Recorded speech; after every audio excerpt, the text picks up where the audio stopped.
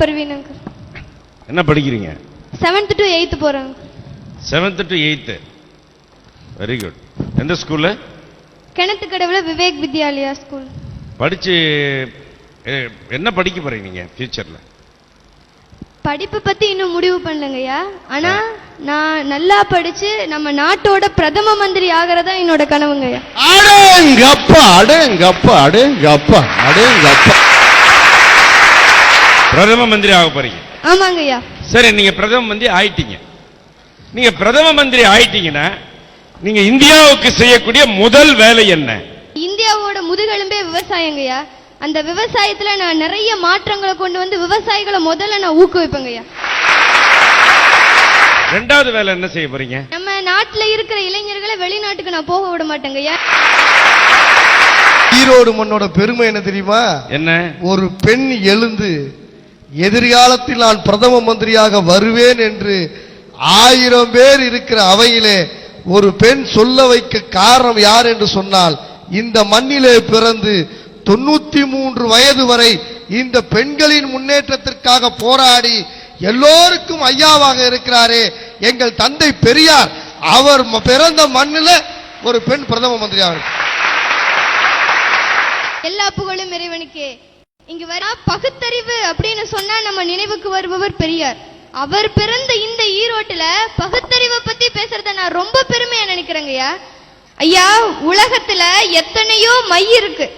அது என்ன மைன்னு உங்களுக்கு தெரியுமா?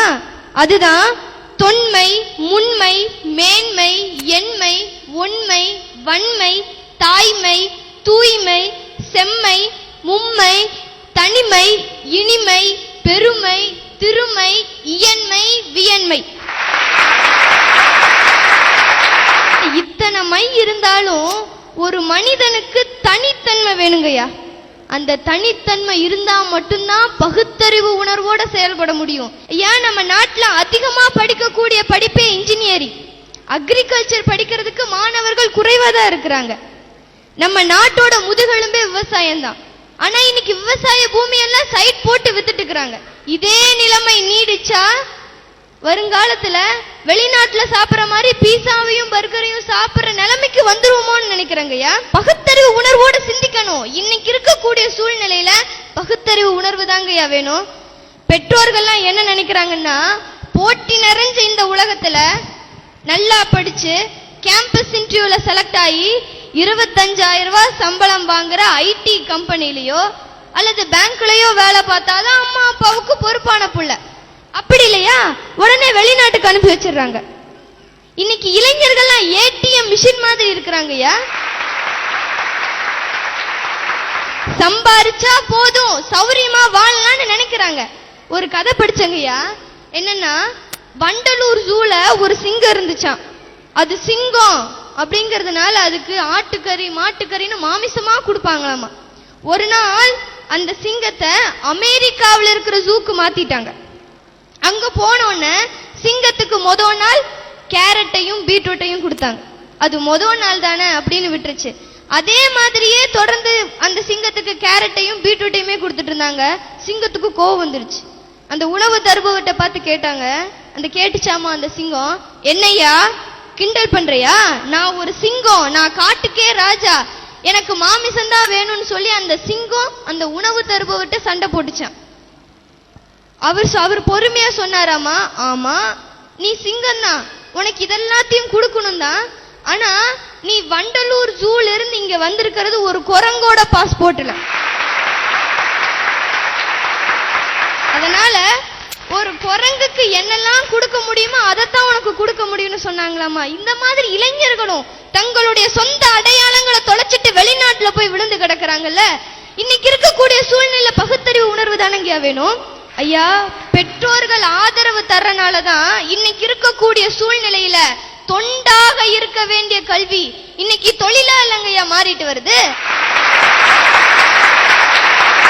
கல்விங்கிறது ஒரு கூட்டு முயற்சி தானங்கய்யா. கட் ஆஃப் மார்க்கும் மதிப்பெண் மட்டுமே ஒரு மாணவனுடைய அறிவை தீர்மானிச்சிடாதுங்கய்யா. இது அரசும் கல்வித்துறையும் ஆசிரியர்களும் பெற்றோர்களும் பகுத்தறிவு உணர்வோடு சிந்திச்சு நம்ம கல்வி முறையை மாத்தணுங்கய்யா. இளைஞர்கள் தான் வருங்கால தூண்கள்னு சொல்றாங்க. இன்னைக்கு இளைஞர்கள் கிட்ட படிக்கிற படிப்பை தாண்டி, செய்யக்கூடிய வேலையை தாண்டி, நம்ம வாழ்ந்துட்டு இருக்கிற இந்திய தேசத்தை பத்தி தெரிஞ்சுக்கிறதுக்கு எத்தனை இளைஞர்களுக்கு ஆர்வம் இருக்கு, ஆசை இருக்கு? சொல்லுங்க பார்க்கலாம். நாகாலாந்து, மிசோரம் நாட்டு மக்களோட நிலைமை என்ன இன்னைக்கு இருக்கக்கூடிய இளைஞர்களுக்கு தெரியுமா? அருணாச்சல பிரதேசமே சீனாவோட ஒரு பகுதின்னு சொல்லிட்டு இருக்கிறாங்களே, அதுக்கு அர்த்தம் என்ன இன்னைக்கு இருக்கக்கூடிய இளைஞர்களுக்கு தெரியுமா? காஷ்மீர் பிரச்சனையில இந்தியாவோட நிலைமை என்ன இன்னைக்கு இருக்கக்கூடிய இளைஞர்களுக்கு தெரியுமா? இந்தியா கிரிக்கெட்ல ஜெயிச்சா கை தட்டுறாங்க, தீவிரவாதிகள் நாடாளுமன்றத்தை தாக்குனா டிவில பாக்குறாங்க. ஐயா, சும்மா வெளியே நின்னு வேடிக்கை பார்க்கக்கூடிய இளைஞர்கள் தான் இன்னைக்கு இருக்கிறாங்க. ரொம்ப காலமா வறுமையை பத்தி பேசிட்டு இருந்த நம்ம இந்திய சமூகம் இன்னைக்கு வல்லரசாக போறத பத்தி பேசுறது ரொம்ப சந்தோஷப்படக்கூடிய விஷயம் தான். ஐயா, ஒரு வல்லரசு நாட்டோட தகுதி என்னன்னு நினைக்கிறீங்க?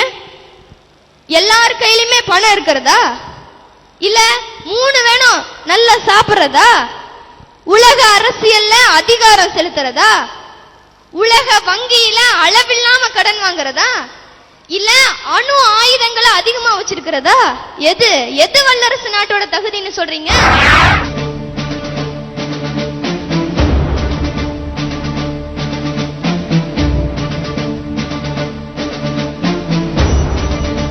என்னன்னா, வல்லரசா இருக்கக்கூடிய அமெரிக்க நாட்டுல கிட்டத்தட்ட 3.22 மில்லியன் நம்ம இந்திய மூளைகள் அமெரிக்காவில் இருக்கு. அதே அமெரிக்காவில் பணிபுரியக்கூடிய இந்திய டாக்டர்கள் கிட்டத்தட்ட 38% பேர் இந்திய டாக்டர்கள் அமெரிக்காவில் இருக்கிறாங்க.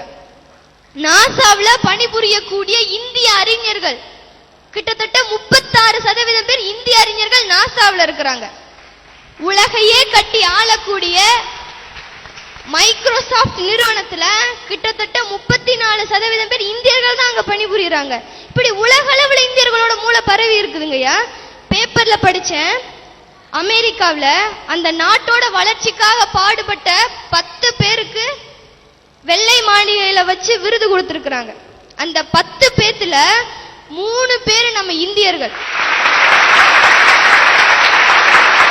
ஐயா, இப்படி அமெரிக்க நாட்டுல போய் நம்ம இந்தியர்கள் விருது வாங்கி இருக்கிறாங்கன்னு சொல்லி என்ன சந்தோஷப்பட சொல்றீங்களா? இல்ல அவங்களோட மூளைகள் நம்ம நாட்டுக்கு பயன்படாம இருக்குதேன்னு சொல்லி என்ன வருத்தப்பட சொல்றீங்களா?